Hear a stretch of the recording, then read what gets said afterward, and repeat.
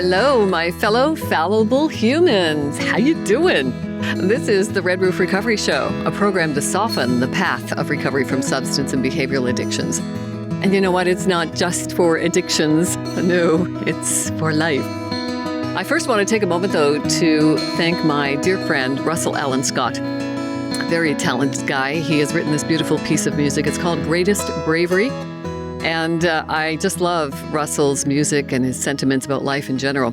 And I love this song. It's an appropriate theme song for the show because it has certainly taken great bravery for me to come out publicly speaking about my addictions to drugs and alcohol. My name is Tanya McIntyre, and I'm here with you every week for 30 minutes to share the experience that I've acquired over the years through my own recovery from mental health disorders. I use a variety of tools and techniques and strategies that I'll be sharing with you on each episode of the Red Roof Recovery Show. And you will hear me say often that there are hundreds of tools of recovery that you can use to manage recovery and life. I think the key for everyone, because we're all different, is to keep looking until you find something that clicks with you. And when you find that something that resonates for you, you want to grab onto it with both hands and keep doing more out of it. Assuming that it's something that's good for you. And during my decades of addictions, I was fortunate to not lose one of the most important relationships in my life. And that is my relationship to my spouse, my husband, my life partner. His name is Lance Lantz. He has bravely agreed to join me for another episode of the Red Roof Recovery Show. Welcome, my darling Lancelot. You're welcome, my love. I appreciate you being here with me. It's funny, when we met, he was introduced to me as Lance. He's from the UK, and Lance is pronounced Lance in the UK. So, and of course, my name is the Tanya paradox. So I thought, oh my God, I couldn't just meet somebody, Mike, Joe, Bill. No, it had to be Lance. So now we've got the Lance Tanya thing going. But hey. It works. It works. It's the pasta, whatever you say. That's how it's pronounced. In previous episodes of the Red Roof Recovery Show, you have shared your experience about what it's like to live in a relationship with someone who is slowly killing themselves with addictions. And we've had great response from that show. I've been doing this show here in Goderich, Ontario with the Stache for a year now. And when I think of it, I'm getting better now to post every show every week on YouTube. And I'm not very good at self-promotion. I'm getting better. But this episode, that last episode with Lance and I talking about what it was like for you to live with me through decades of my addiction, it got 92 views. Now, I know that's a drop in the bucket to a lot of views, but I'm used to getting like 3 or 4 views. So when I saw 92, I thought, we might be onto something here, talking about our relationship and the challenges that come with living with someone who is mired with mental health disorders, including addictions. So I would like you, if you could, I know it's a big ask for somebody, but if you could sum up that experience of what it was like for you to live with me through my addictions, if you could sum it up maybe in a paragraph or two, that might help someone else facing this. What would that sound like?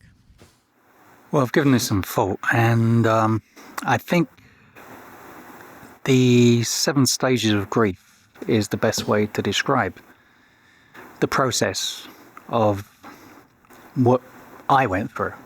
Now, obviously, all people are different, so the journey will be different for everyone, but I think the analogy is correct.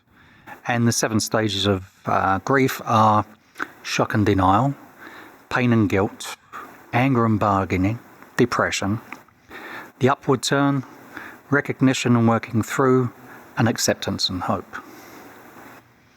Mine didn't exactly go in that order, but that was the process. And people I've talked to going through grieving processes, it doesn't happen in that order for everybody. Everybody's different. Like you say, we're all different animals. Exactly. So for me, the first part was the denial. The fact that you had told me when we first got together that, you like to drink every night. but I come from a pub culture, which a lot of people drink a couple of drinks every night. It's not unusual. So as our relationship matured, and I realized that sometimes you drank a little bit more than you maybe needed to, I didn't want to look at that. I didn't want to go down that path of thinking I may have married someone with an addiction problem. So that was my denial. My next one was the bargaining, where I would say to you periodically, maybe it's time to rein in the drinking a bit, slow it down. And you would measure out your brandy every night, and you reined it in. Or did you? No, I didn't. You thought I did. Yeah. Then there was the pain and guilt. The realization that I couldn't help you. As much as I tried, I couldn't help you. Then came the depression, with the realization I couldn't help, and the whole thing of why can't you stop? Why can't you stop for me? Why are you doing this to yourself? I'm trying to help, and couldn't. And then the upward turn, or the turning point for me, was, as we discussed last week, when we were in Roatan, and two of your sister's friends who knew you from a young age, when you went on a rant after imbibing quite a bit, I was walking along with them and they went, there's the Tanya we remember. And that was the light switch, the realization that I couldn't do it anymore. Yeah, we call that a catalyst for change. Yeah. And it was a difficult decision to actually, say, if you're going to keep doing this, I can't do it with you. So that was the thing. And then the working through was when I saw that you were trying and failing sometimes, but you seemed to be more determined than I've ever seen you, even after you came out of Serenity House, the rehab that you went to, where when I picked you up in Seville, I said to the gentleman, I've got my wife back, because you looked totally different. You had the sparkle in your eye again. It was the person I married before you really got into your bad behaviours, your addictions. So, I could see that you were trying really hard, and the acceptance and hope is that you're trying every day. You're working on it. Which gives me hope that, this is a journey that we're on together, and you are going to abstain, and we are going to have what we've got now. So let's fill everybody in on the Spain rehab story, because we had an opportunity to move from Canada to Spain, Majorca, Spain, in, I think I had said in that episode, I got the years wrong because one year runs into another for me now. It was 2007 we left Canada for Majorca, Spain. And then, of course, the crash, the depression of 2008, which wiped us out and most of the world. But we hung in to continue there until 2011, and then we came back to Canada. So during that time, my addictions had progressed, and Spain helped me spiral downward very quickly, because it's a country where they offer brandy and wine, two of my favorite drinks at that time, were cheaper than water. So not a good place for someone like me to be. especially mired in the bureaucracy. I was also mired in bureaucracy Yeah, there you for couldn't work. over a year, so I was unable to work, which didn't help, right? Idle time, dangerous place for anyone struggling with addictions to be in idle time. So I spiraled down quickly, very quickly. So that was kind of a godsend because I don't think I would have lived if I hadn't called that rehab. And I was so bad at that point, I was staggering to bed every morning when you were fast asleep, long fast asleep. And I had reached out for help on my computer one night without even remembering it. So when I got up the next day with a hangover, my phone rang and this guy said, "Hi, Tanya, it's Anthony from Serenity House." And I said, "Hi, Anthony.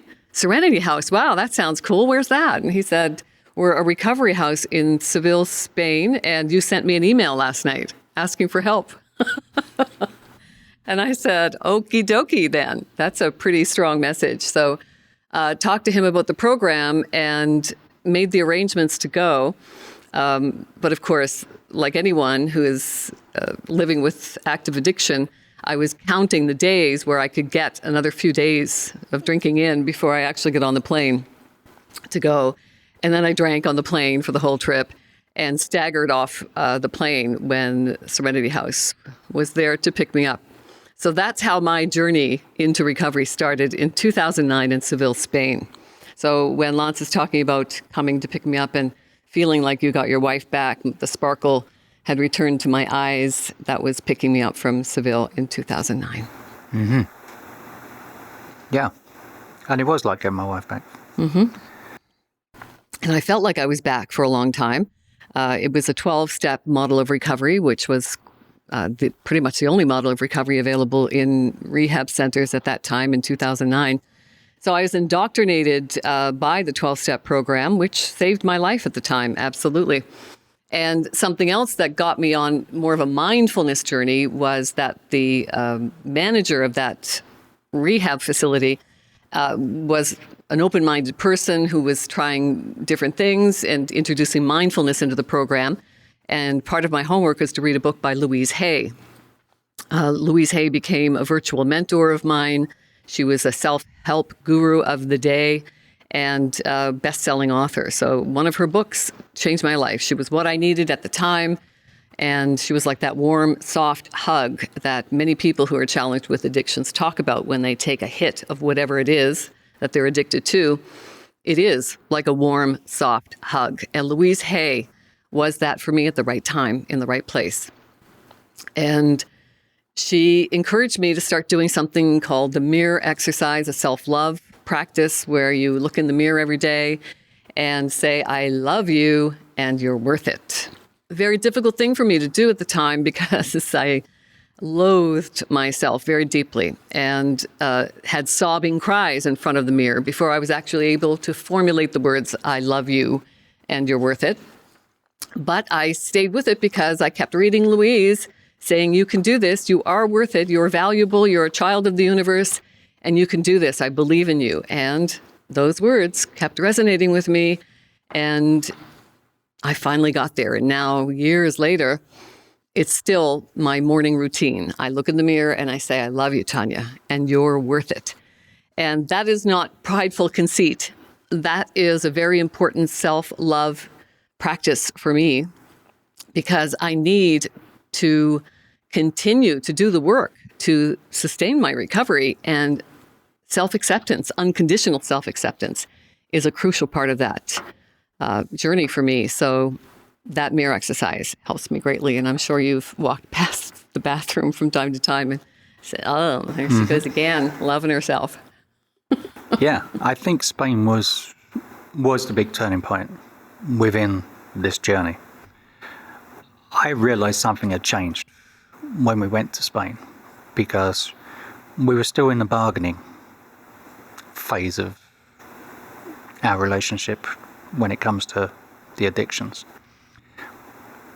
Up until we went to Spain, as I said, I would say to you, you might want to rein it in and you'd start measuring out. When we went to Spain, and I vividly remember standing in the kitchen and me saying to you, you might want to rein it in, and you just chewed my head off. And I knew something had changed. So when I came down that, I think I came home from work and you said, I'm going to rehab. I was overjoyed. I thought, and it might sound not very nice, but I thought, at last she's taking some responsibility. Yeah, that's a big one. Taking responsibility, because as much as I talk about the indoctrination of 12-step programs, I still go to AA meetings. I love them. I love the peer support. And the meetings are more plentiful. So it's easy to find one wherever you are in the world. They're all the same, but they're not all the same, right? I've gone to some AA meetings that I don't like. Some AA meetings I really like. I think it has everything to do with who's running them, who's the chair, and who frequents them. Makes a big difference. Hence the peer support, really important. And I just love the slogans, right? I live by the slogans, one day at a time. They have a prayer that they say. It's not really a prayer. It's a well-known yesterday, today, tomorrow. It's inspiration. It's philosophy. It's motivation. So we read that together. And a lot of people get hung up on the whole God concept that's associated with 12-step programs. And granted, they could evolve into this century. It would be good. But they also say, take what you need and leave the rest, right? They're not even caught up in the God concept. And that's what I used to do in these meetings when I would go to a meeting and hate everything about it and saying, oh, do I have to do this for the rest of my life? Take what you need and leave the rest. So I still struggle with the God concept in life because of my past behavior and past abuses from the Catholic Church, that indoctrination and being brought up in that environment still stays with me. It's a bias that I'm still working on in cognitive behavior therapy with SMART. Self-management and recovery training certainly helps me get there. Well, I think we could do a whole show on hours worth, and we've only got 11 and a half minutes left. Yeah. So, yeah. But yeah, and there's the rabbit hole that we keep going down, right? It's very difficult to stay on topic with this because I'm so passionate about so many other areas. Yeah, which is good. It's good to, but sometimes focus can be. Focus, yes. I'm probably an undiagnosed OCD, obsessive compulsive disorder person. More labels. More labels, yes. What I love about SMART is that it discourages the use of labels.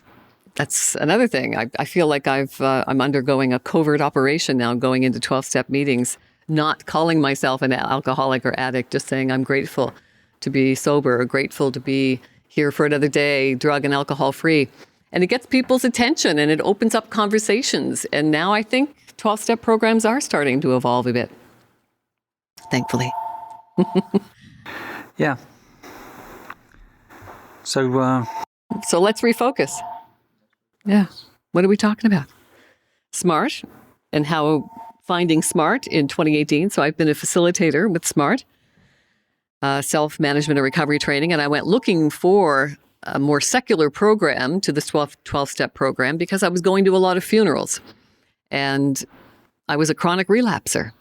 I knew it was just going to be a matter of time before I didn't return from a relapse. So when I found SMART, that was something that I resonated with immediately. I like the cognitive behavioral therapy. I love thinking therapies, challenging my thoughts, developing critical thinking, which is something I was never really taught to do at any other time in my life. So it really resonates with me. And that's actually how Red Roof Recovery has evolved. Red Roof Recovery was actually an idea that came from Lancelot. You want to tell that story? It's pretty good. Yeah, so we were living in Cambridge and we'd bought the property in Goderich. We came out because Tanya wanted to move out here full time and she had an interview with a driving school. I was waiting for her on the bluffs, watching the sun go down, and Tanya came to me and said, no, not for me. This isn't going to work. As it happened, we'd bought a triplex, and one of our tenants had given notice. So I said to her, well, we've got the perfect opportunity. We have an apartment that is free. Why don't you start a recovery program? To which you said, but I was thinking big. I said, well, why don't we start small? And that's where the seed was planted for. So the tenant moved out, and we'd had a red metal roof put on the house. And I was upstairs decorating your office and thinking you'd asked me to think of a name. And I looked out, and because of the configuration of our roof, you can see the roof from your office. And I thought, well, it's a recovery program, and we have a big red roof. So why not Red Roof Recovery? Thought it was a catchy name. It is a very catchy name. I love it. And Red Roof Recovery is still evolving. And now, of course, with your retirement, you've become a more relevant component to that evolvement as we develop a direction specifically designed for family and friends. Because as this evolves for me, what I'm learning is that people who are challenged with substance use disorder, alcohol use disorder, various mental health disorders, it's all about timing. You're not going to change until you're ready, which is why I love some of the tools from SMART, Self-Management and Recovery Training. I encourage you to check that out, smartrecovery.org, and go to the Toolbox tab. They have a lot of the templates there that we talk about on Smart Recovery meetings. And one of them is the stages of change. So that's really helpful to read it. You know, I'm all about seeing something and ruminating on it. Contemplation has been very helpful for me in my recovery. So that stages of change is important to look at, to say, where am I in it? Am I in denial, pre-contemplation? Am I ready? Am I ready to start doing something? Because, I tried to watch one of these sober series around interventions, and, the drama around that. My experience is interventions don't work. I wasn't going to get clean and sober for anybody but me. No. And, when you're forced to do something, whether through family, work, the criminal justice system, chances of it working are slim to none, because you need to have the motivation to change. Yeah, but that's part of the journey for the loved one as well. Exactly. Is that, from this side of the fence, we're on our own journey. Now, again, we can decide whether that journey is worth it. Because the airplane analogy is the one that comes to mind, as in, if the compartment decompresses, you're told to put your mask on first, because if you're passed out, you can't help anyone else. So if I'm fixated on helping you so much, which I cannot do until you want to change yourself, and it's been detrimental to my life, I can't do anything to help you. And coming to that realization is a big thing. It is. So, and what I've noticed is that I'm being contacted a lot by family and friends. So I am going to start putting my direction more to that. And I've now recruited you because SMART, Self-Management and Recovery Training, has just opened up a scholarship to encourage people to become facilitators. So you want to check that out. This is, where are we? April of 2022. They're offering that for the rest of the month. smartrecovery.org. And so now you're going to be taking that training to become certified to facilitate SMART family and friends meetings with me. I love that. Well, like you say, the loved ones and the friends and that are impacted just as much. Mm-hmm. Addiction is a family affair. Absolutely, it is. Mm-hmm. For sure. Yeah. So I'm really liking this. And the fact that the last episode that we did together, where you were so open, being authentic around your experience with my addictions and what it was like for you, it's gotten a lot of positive feedback from people who said it's really helped them. Many as your best ever episode. Pardon? It was 3 times more than your best ever Yes, episode. You're the analytics guy. Yeah. 3 times. Yeah.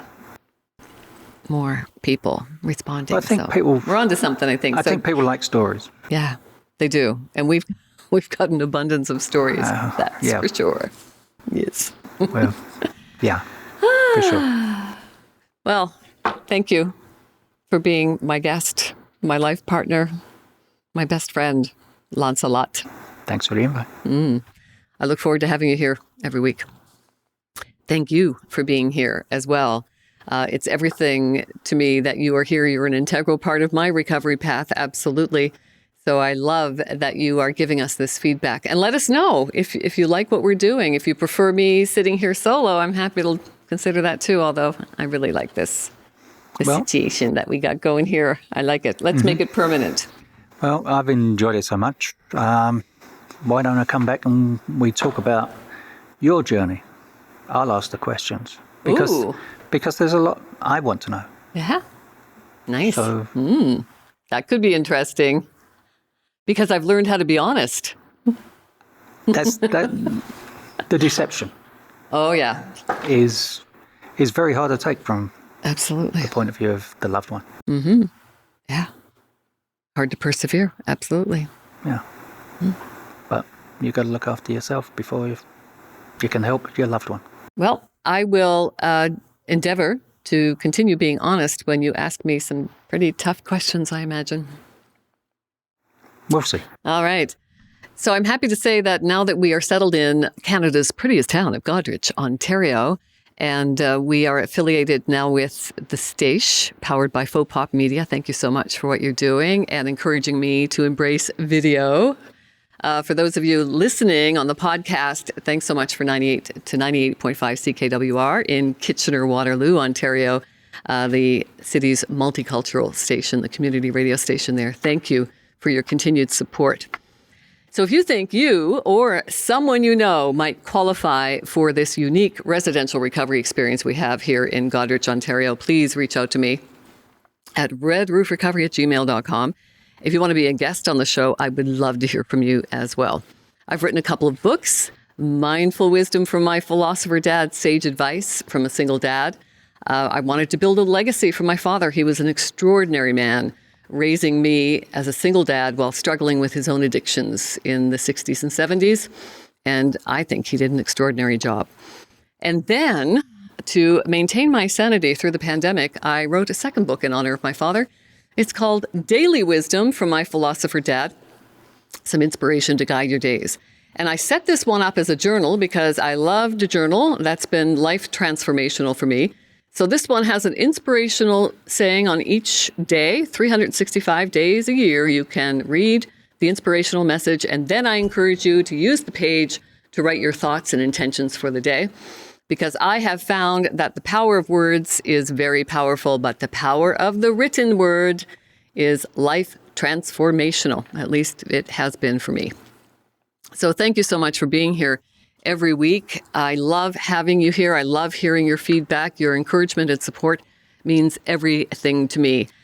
I want you to remember that we tend to have this automatic negative thought process, the ants, we call them in recovery circles. So just be aware that that negative narrative is natural and you're not crazy. Then we learn how to manage those thoughts and manage those automatic negative thoughts with cognitive behavior therapy and other tools of therapy. Remember, there's great power in knowing that the only thing you can control in life is you. Talk to yourself like you talk to your best friend. I'm Tanya McIntyre. May the force be with you. And remember, you are the force.